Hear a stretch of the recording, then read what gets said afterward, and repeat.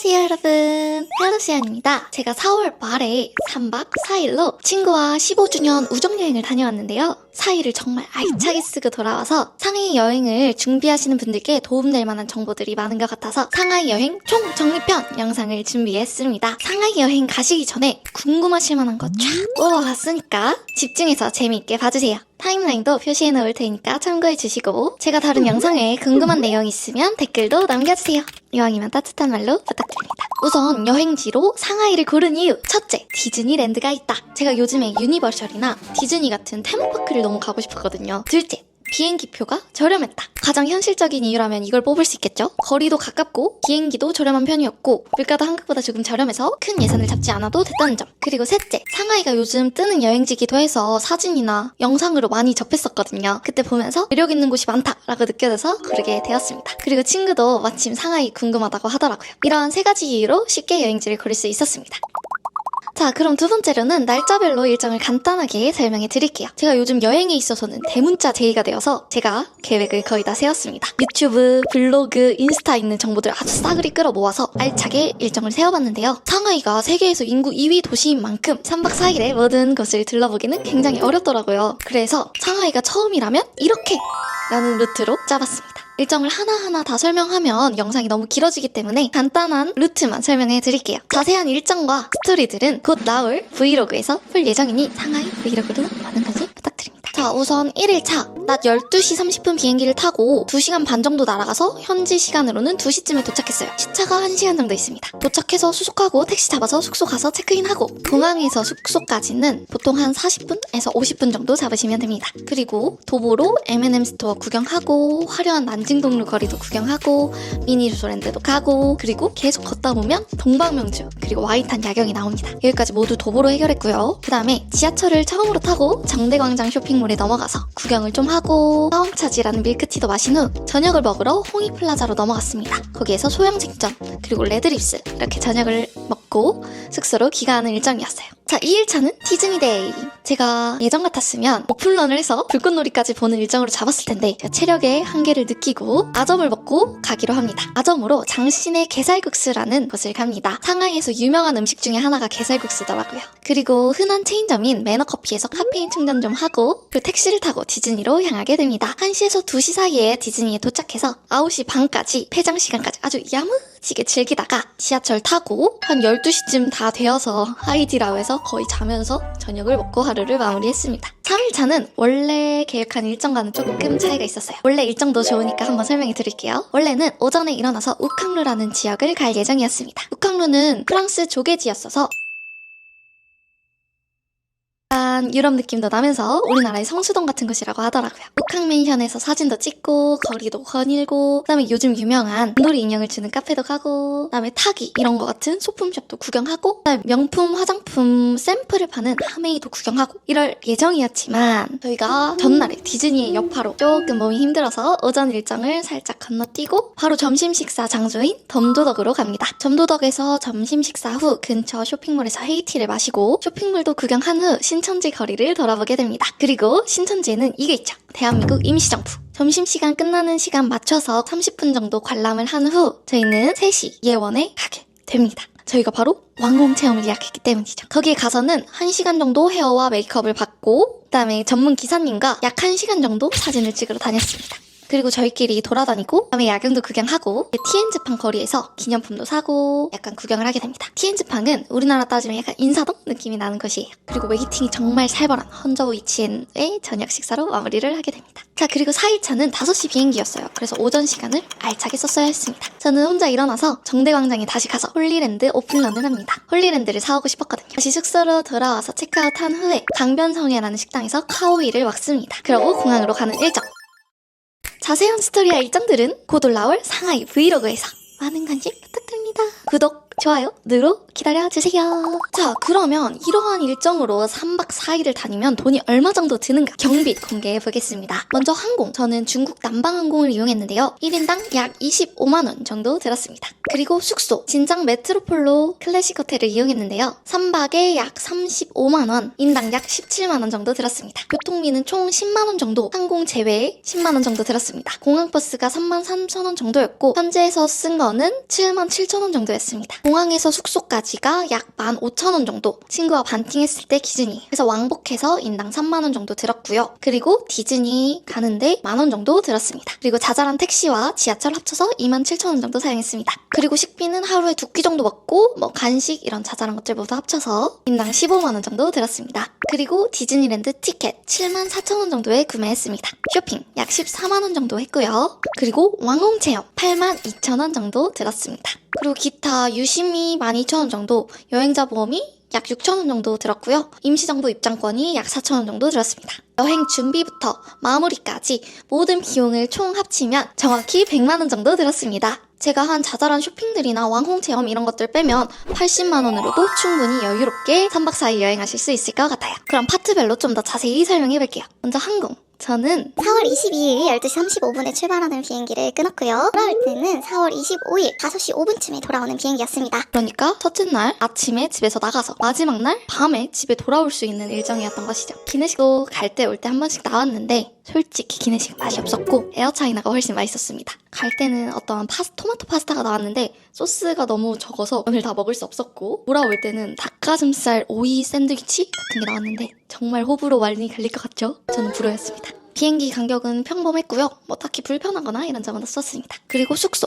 진장 메트로폴로 호텔 클래식 3박에 인당 17만 7천원 정도 들었습니다. 이 숙소는 진짜 누구에게나 아주 강추하고 싶은 숙소인데요. 제가 이번에 숙소를 서치할 때 가장 중요하게 본 것이 위치였어요. 도시여행에서 일정을 알차게 쓰려면 숙소 위치가 가장 중요하다고 생각했기 때문이에요. 그래서 아예 움직이기 좋다는 곳 서치해서 난징동로 근처로만 봤습니다. 그 중에서도 한국인 후기가 꽤나 많고 좋았던 곳으로 예약했는데요. 제가 선택한 방 옵션은 트윈베드가 있고 욕조가 있는 방 선택했습니다. 숙소 분위기는 굉장히 고풍스러운 느낌이었고요. 그리고 방에 들어가 봤는데 사진을 정말 못 찍었다 싶을 정도로 방이 너무 넓고 좋았습니다. 화장실도 굉장히 넓고 욕조도 크게 있었고요. 침대도 트윈 침대에다가 각각 침대의 간격이 넓었고 그 침대 외의 공간도 넓어서 짐 정리하기에도 엄청 편했어요. 그리고 커다란 테이블이 있었고 의자도 3개나 있어서 친구와 화장할 때도 편했습니다. 그리고 진짜 바로 옆에 지하철역이 있어서 돌아다니기도 너무 좋았고 도보로 다닐 만한 관광지도 꽤나 많았습니다. 혹시 숙소를 어디 잡아야 할지 모르겠다, 예산이 이 정도 된다 하시는 분들은 무조건 이 숙소 강추드립니다. 친구와 저 모두 100점 만점에 100점 준 숙소. 근데 유일한 단점이 있다면 냉장고가 없다는 거? 자, 그리고 교통비. 공항버스를 빼면 제가 현지에서 사용한 교통비는 6만 7천원 정도인데요. 이거는 택시를 얼마나 타냐, 지하철을 얼마나 타냐에 따라서 좀 많이 달라질 것 같습니다. 자, 먼저 지하철을 설명해 드리자면 도심을 다닐 때는 그냥 지하철 하나면 솔직히 충분합니다. 버스 탈 일도 없었어요. 확실히 대도시라 그런지 지하철이 정말 잘 되어 있고 걱정한 것에 비해 타기 너무 쉽게 되어 있었습니다. 사실 상하이 여행 가기 전에 가장 걱정된 것을 뽑으라 하면 길 찾는 거였는데 그냥 명확하게 아주 크게 노선 표시도 되어 있고 가는 곳도 영어로 써 있으니까 방향도 헷갈릴 일이 없었습니다. 심지어 다음 도착할 열차가 몇 분, 몇 초 나와 있는지 뜹니다. 심지어 다음 열차뿐만 아니라 다다음 열차까지. 한국인들이 진짜 좋아할 시스템인 것 같았어요. 그리고 내부도 굉장히 깨끗하고 쾌적했습니다. 한국과 다른 점이 있다면 들어갈 때마다 짐 검사를 한다는 점? 짐 검사는 뭐 그렇게 빡세게 하진 않고 작은 짐일 경우에 그냥 지나가기도 하고 별로 불편하진 않았습니다. 지하철은 한 번 탈 때 3위안 내면 되는데요. 한국보다 훨씬 저렴한 가격이라 부담 없이 다니기 좋았습니다. 지하철 타는 것은 알리페이로 QR 찍으면 되는데요. 한번 해놓으면 정말 편하니까 꼭 알리페이 깔아서 카드 등록하고 가세요. 알리페이에 들어가서 세 번째 있는 교통탭에 들어가면 QR을 생성할 수 있습니다. 상하이로 설정해놓고 QR을 생성해놓고 가면 찍기만 하면 성공! 알리페이 이용하는 방법은 블로그에 아주 자세하게 한 단계 설명되어 있더라고요. 참고하시면서 하시면 될 것 같습니다. 자, 그러면 택시는 언제 탔냐? 첫 번째, 공항 숙소 왕복. 우선 공항과 시내는 한 40분에서 50분 정도 거리가 있기도 하고 짐을 갖고 이동해야 하다 보니 택시 이용하는 걸 추천드립니다. 약 3만원 정도 나온다고 보시면 돼요. 자, 두 번째는 디즈니 갈 때입니다. 디즈니도 마찬가지로 시내와는 조금 떨어져 있는데요. 한 40분 정도 이동했던 것 같습니다. 사실 디즈니를 갈 때는 짐도 딱히 없어서 지하철을 타고 가도 되지만 저의 체력을 위해서 택시를 이용했습니다. 총 2만원 정도 나왔다고 보시면 됩니다. 돌아올 때는 불꽃놀이를 보고 많은 사람이 한 번에 우르르 나오기 때문에 택시를 잡아도 택시 기사님과 만나기가 어렵다는 말을 들어서 저희는 그냥 바로 지하철역으로 향해서 지하철을 타고 돌아왔습니다. 환승을 해야 하긴 했지만 자리가 있어서 오는데 그렇게 힘들거나 어렵진 않았어요. 이거는 본인의 체력에 따라 선택하면 되실 것 같습니다. 그리고 세 번째로 택시 탄 경우, 지하철이 끊긴 경우. 일정을 다 소화하고 저녁을 늦게 먹다 보니까 지하철이 끊겨 있더라고요. 그럴 때는 간단히 택시를 불러서 이용했습니다. 그렇게 가까운 거리를 이동할 때는 2,000원, 3,000원? 이 정도 들어서 그렇게 부담스럽지 않은 가격이었어요. 택시 타는 방법도 알리페이만 있으면 되는데요. 여기서 디디 트래블이라고 써있는 이걸 누르고 한국과 마찬가지로 목적지를 입력하면 됩니다. 그러면 차 옵션이 짜르르 뜨는데 우리는 뭐 블루 택시 뭐 이런 거 있잖아요. 여기는 옵션이 훨씬 많습니다. 한 10가지는 됐던 것 같아요. 가장 낮은 금액의 옵션은 좀 안 좋다고 하니까 그 이상부터 눌러주시면 될 것 같아요. 선택하고 나면 거의 1, 2초 내에 택시가 배정되더라고요. 그 택시의 번호판이 떠야 잡힌 거기 때문에 그 번호판이 뜰 때까지 기다려주시면 됩니다. 그리고 가끔 기사님이 너 맞냐 하면서 전화번호 뒷자리를 확인하시는데 기사님이 보여주시면 보고 맞다고 하던가 아니면 계산기에 제 뒷번호를 쳐서 보여드리면 됩니다. 이건 다른 말이지만 제가 처음 택시를 탔을 때는 디디 택시를 잡지 못하고 호객을 당해서 탔거든요. 제가 한 반값으로 깎긴 했습니다. 흥정을 잘 성공했어요. 근데 엄청 노란색이 삐까뻔쩍한 차가 오는 거예요. 그래서 뭐지? 했는데 더 충격적인 것은 타고 나서부터였습니다. 제가 바깥 풍경을 보면서 와 좋다 이러면서 가고 있는데 친구가 지금 큰일 났다는 거예요. 운전자가 두 손을 다 놓고 운전을 하고 있다는 거예요. 그래서 했는데 알고 보니 자율주행차였어요. 테슬라의 자율주행차였습니다. 어쩐지 차가 되게 좋더라고요. 그래서 처음에는 우연히 좀 비싼 차를 타고 갔는데 가격은 뭐 한 3, 4천 원 사이여서 아주 만족하면서 타고 갔습니다. 다음은 식비. 저희가 먹고 싶은 것은 정말 거의 다 먹고 왔는데요. 생각보다 많이 나오진 않았습니다. 기본적으로 한국보다는 좀 싸다. 카페, 티 뭐 이런 거는 2, 3천 원대로 먹을 수 있고 하이디라오도 한국보다 한 절반 정도의 가격인 것 같았습니다. 식당별 가격을 간단히 말씀드리자면 소양생전이라고 만두집은 인당 5,000원, 마라반은 4,600원, 빠왕차지 밀크티는 3,100원, 게살국수는 9,400원, 매너커피 4,800원, 하이디라오 25,000원, 점도덕 15,000원, 헤이티 3,300원, 강변성의 카오이 3만원, 릴리안 베이커리 타르트 4개에 6,500원, 디즈니 주토피아 발바닥 아이스크림 9,000원, 오리다리 백숙 디즈니에서 먹은 거 13,000원 정도.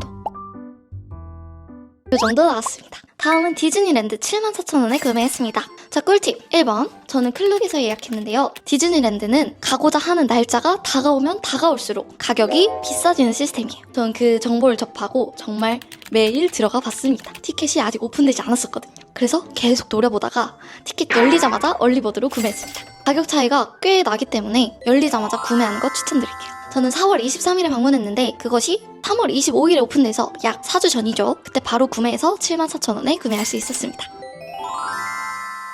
두 번째 꿀팁. 미니소 제품 이용하기. 디즈니랜드 굿즈 너무너무 귀엽고 다 갖고 싶고 하나씩 차고 다녀야 제맛이잖아요? 근데 너무 비싸다는 거. 정말 다 갖고 싶지만 가격이 자동으로 방패가 되어주는. 근데 전날에 미니소랜드에 갔는데 이런 주디 모양 기가 팔더라고요. 그래서 저는 이 주디 머리핀을 샀고 친구는 닉 머리핀을 샀어요. 그래서 정말 알차게 뽕 뽑으면서 사진 찍고 다녔습니다. 이게 얼마였냐고요? 19.92원? 약 4,000원이었습니다. 이것도 디즈니 정품이니까 혹시 저렴하게 굿즈를 구매해서 사진 찍고 싶다 하시는 분들은 전날에 미니소 방문해서 주토피아 존 구경하시는 거 추천드릴게요. 자, 세 번째 꿀팁은 디즈니랜드 어플 깔기입니다. 상하이 디즈니랜드가 그 파크 기준으로만 하면 리조트 제외하고 전 세계에서 가장 넓다고 하더라고요. 근데 당연히 지도가 있어야겠죠. 어플 안에는 지도도 있고 그 각 식당별 위치, 영업시간 그런 거 다 뜨고 퍼레이드 시간 다 뜨기 때문에 이 어플 하나만 있으면 이 안에서는 편하게 돌아다닐 수 있습니다. 그래서 디즈니 어플은 꼭 까시길 추천드려요. 그리고 놀이기구별로 몇 분 대기 시간이 있다 이런 것도 뜨기 때문에 추천드립니다. 대기 시간에 대해 말씀드리자면 거기 뭐 100분이라 써있다 하면은 뭐 60분 뭐 이 정도 기다리고 들어갔던 것 같아요. 약간 과장돼서 나오는 게 있는 것 같다. 자, 그리고 네 번째 꿀팁. 삼각대 반입 불가. 반입 불가 제품을 꼭 확인하고 들어가세요. 사실 저는 삼각대 반입 불가인 건 알고 있었거든요. 근데 제가 가지고 있는 또 삼각대로 취급해서 뺏을 줄은 몰랐습니다. 어떤 거냐면 바로 이 쪼꼬미. 제 오즈모에 달린 이 쪼꼬미 친구였습니다. 이걸 발견하고 뺏으시더라고요. 12만 내고 앞에 물품 보관소에 맡겼습니다. 귀찮지 않으려면 꼭 확인하고 들어가기. 대신에 물이나 음료, 간단한 간식 같은 것은 제한이 없으니까 당 떨어질 때를 대비해서 조금 사가시는 걸 추천드릴게요. 그리고 5번째 꿀팁, 주토피아랜드 공략하기. 저는 오후에 방문했지만 오전에 방문하시는 분들, 오픈런 하시는 분들께는 바로 주토피아랜드로 달려가시길 추천드릴게요. 주토피아는 상하이에밖에 없는 걸로 알고 있거든요. 그리고 워낙 잘 만들어놔서 그런지 사람이 정말 많습니다. 주토피아랜드에 들어가려면 입장 줄을 4-50분 서야 해요. 그렇기 때문에 입장 대기줄이라도 없을 때 들어가는 거 추천드립니다. 체력이 가능하신 분들은 오픈런부터 불꽃놀이까지 전부 즐기시길 추천드려요. 정말 넓고 예쁘고 볼 것이 많기 때문에 하루를 다 써도 모자랍니다. 진짜 이틀 내내 방문하는 사람이 왜 있는지 알 것 같은 기분. 특히 3일 놀래도 놀 수 있을 것 같은 공간. 체력이 가능하시다면 더 알차게 즐기시길 바랍니다. 다음은 왕궁 체험. 요즘 상하이 가시는 분들 이거 많이 체험하시더라고요.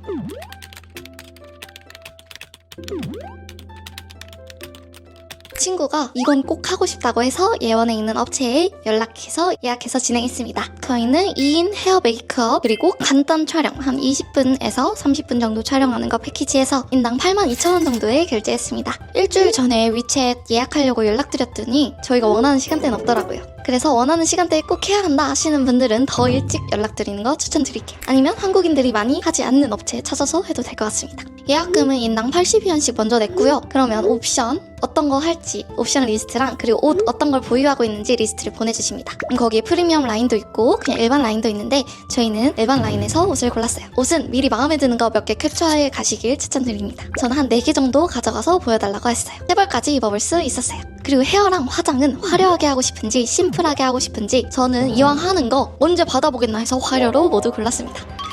지나치게 화려하게 됐어요. 그리고 기사님이 인당 한 20분 정도 2스팟 정도 다니면서 사진을 찍어주십니다. 그리고 그 원본 사진을 전부 보내주세요. 그 점이 가장 마음에 들었습니다. 그리고 확실히 이 핸드폰으로 찍는 거랑 카메라로 찍는 거랑은 다르더라고요. 그리고 아무래도 그런 화장과 그런 옷이다 보니 저희가 평소에 사진 찍을 때 하는 이런 거 하면 진짜 안 어울리는데 포즈 디렉팅 기사 따라하기만 하면 돼서 뭐 어렵진 않았어요. 근데 이러고 다니면 진짜 모두가 쳐다보고 모두가 몰래 찍어가고 모두가 사진 찍어달라고 합니다. 진짜 연예인 체험 가능. 이걸 견딜 수 있는 분들은 한 번쯤 해보시는 거 추천드립니다.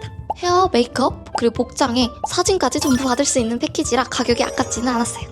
그 다음은 쇼핑에 한 13만원? 14만원 정도 썼는데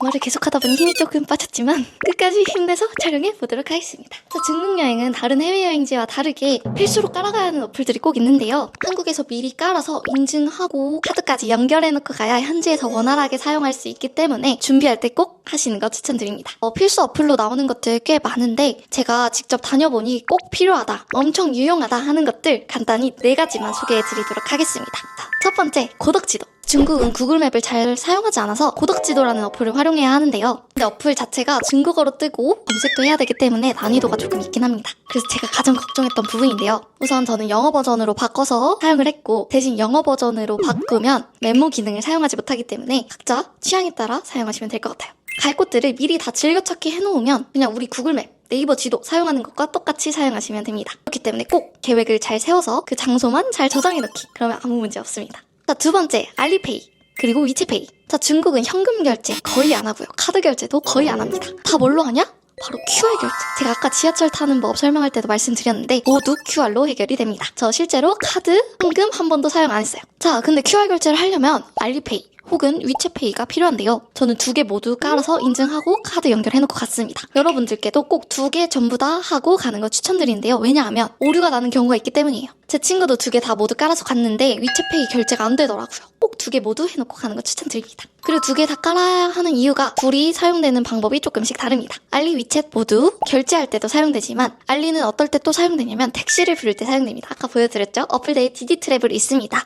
자, 그걸로 택시 부를 수 있어요. 자, 그리고 위챗은 식당 웨이팅이 가능합니다. 저는 헌저위치엔 웨이팅을 이걸로 했는데요. 자, 매장 이름을 검색하고 미니 프로그램을 열어서 웨이팅을 등록할 수 있습니다. 몇 분 대기했다, 내가 몇 번째다 이런 거 다 뜨기 때문에 그걸로 확인하시면 됩니다. 근데 헌저위치엔 웨이팅은 정말 빡세더라고요. 저 3시간 반, 200분 정도 대기하고 들어갔습니다. 자, 만약에 드실 분들은 오픈런 아닌데 식사 시간에 먹으려고 한다. 아, 내가 3시간 반 뒤에 먹겠구나. 적어도 한 2시간 반 뒤에 먹겠구나 생각하시면 될 것 같습니다. 자, 그리고 또 하나, 따종 디엠핑, 디엠핑이라는 어플입니다. 이거는 웨이팅 할 때도 사용하고 할인받을 때 사용할 수 있는 어플이에요. 저는 장신의 게살국수 할인받을 때 사용했는데요. 무려 절반 이상 할인을 받았습니다. 원래 게살국수랑 지파이 하나 시키면 196위안인데 저희는 92위안에 구매해서 53% 할인해서 먹었습니다. 게살국수가 생각보다 비싼데 이렇게 꼭 할인해서 먹으면 좋겠죠? 본인이 갈 식당을 한번 저기에 검색해보는 거 추천드려요. 다 저만큼 50% 할인율까지는 아니지만 뭐 6%, 8% 다양하게 있었습니다. 자, 이렇게 고덕지도, 위챗페이, 알리페이, 따종지인핑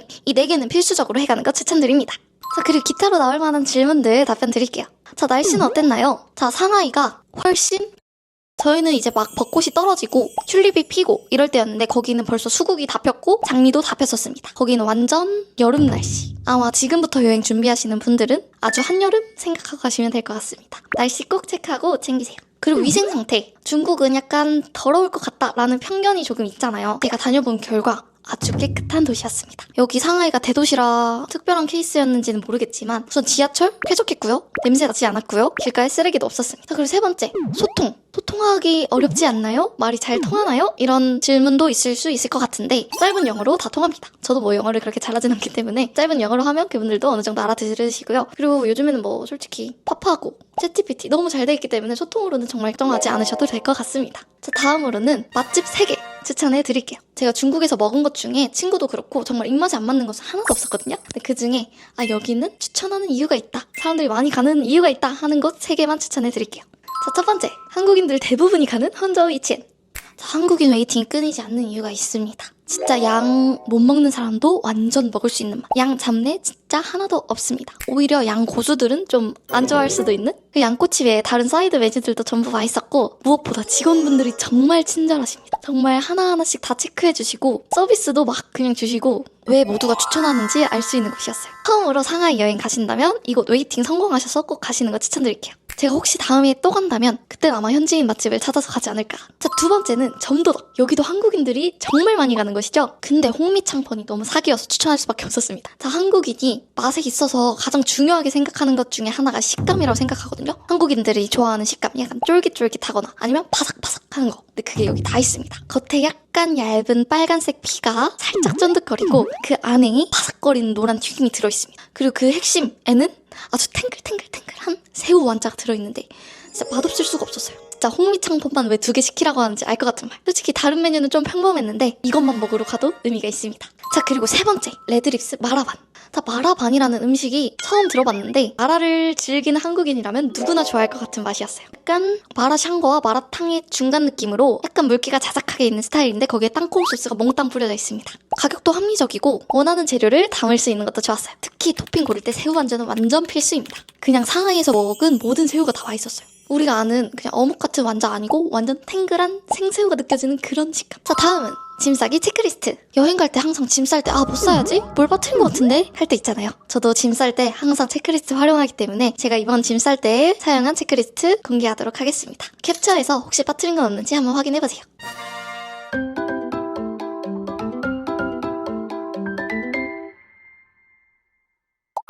자, 그럼 상하이 여행 최종 후기. 지금까지 다녀온 경험으로는 또 가보고 싶다라는 생각이 드는 도시였습니다.